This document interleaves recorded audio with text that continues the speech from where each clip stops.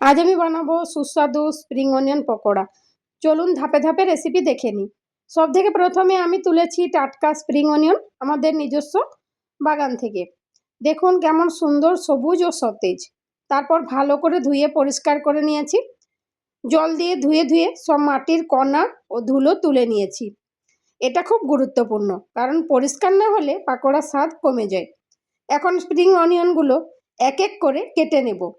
প্রথমে পাতার অংশ আলাদা করে কেটে রাখলাম, তারপর লম্বা অংশগুলো। প্রতিটা পিস যেন সমান আকারের হয়, যেন পরে ব্যাটার মাখানো সহজ হয়। ধীরে ধীরে কেটে এগুলোকে সাজিয়ে রাখছি যেন কোনোটাই ভাঙে না।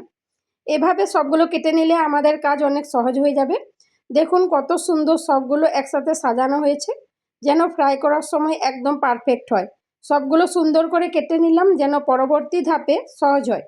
এবার এগুলো নিয়ে আমরা প্রস্তুত করব পরবর্তী ধাপে ব্যাটার বানিয়ে ফ্রাই করার জন্য।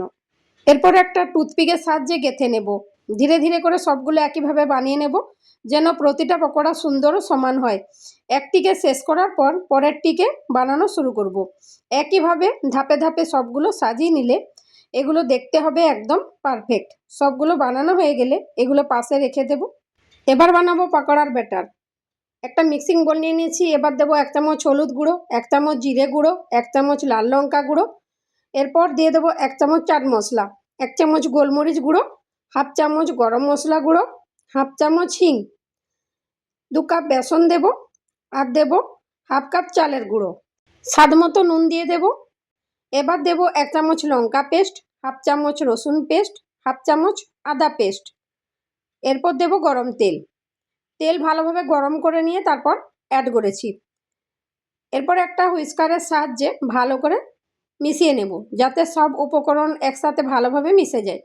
একসাথে জল দেব না, বরং একটু একটু করে ধীরে ধীরে জল মিশিয়ে নেব, যেন ব্যাটার খুব পাতলা বা গাঢ় না হয়, পারফেক্ট কনসিস্টেন্সি হয়। মেশানোর সময় মনোযোগ দেবে যেন কোনো লাম্পস না থাকে এবং সব উপকরণ একদম সমানভাবে মিশে যায়। এইভাবে ধাপে ধাপে জল মিশিয়ে আমরা ব্যাটার তৈরি করব, যা হবে আমাদের স্প্রিং অনিয়ন পকোড়া বানানোর জন্য পুরোপুরি প্রস্তুত।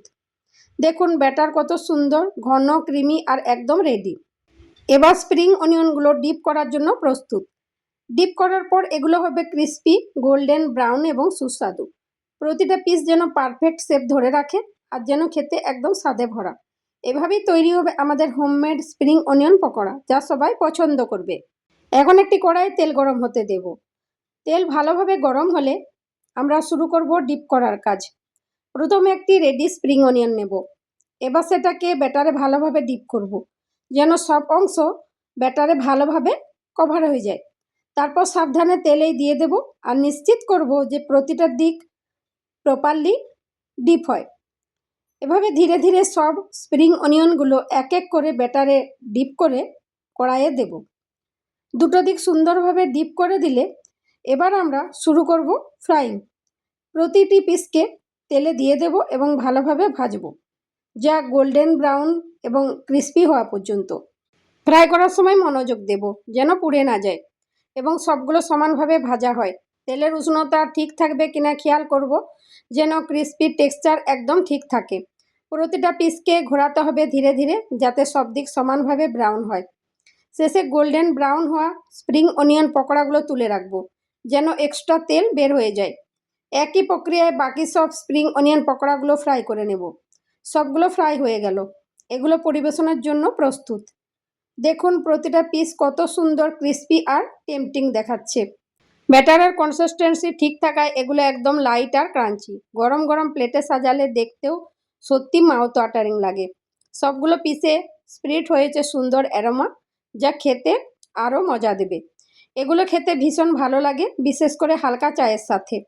বন্ধু বান্ধবদের সঙ্গে শেয়ার করলে সবাই খুশি হবে। চটপট খেতে চাইলে এগুলো একদম পারফেক্ট। এগুলো সবাইকে সার্ভ করলে সবাই খুশি হবে। একেবারে পারফেক্ট হোমমেড স্ন্যাক। ভিডিওটা যদি ভালো লাগে লাইক, শেয়ার এবং সাবস্ক্রাইব করতে ভুলবেন না। আর আমাদের কুকিং জার্নির পরবর্তী ভিডিও দেখার জন্য সাথে থাকবেন।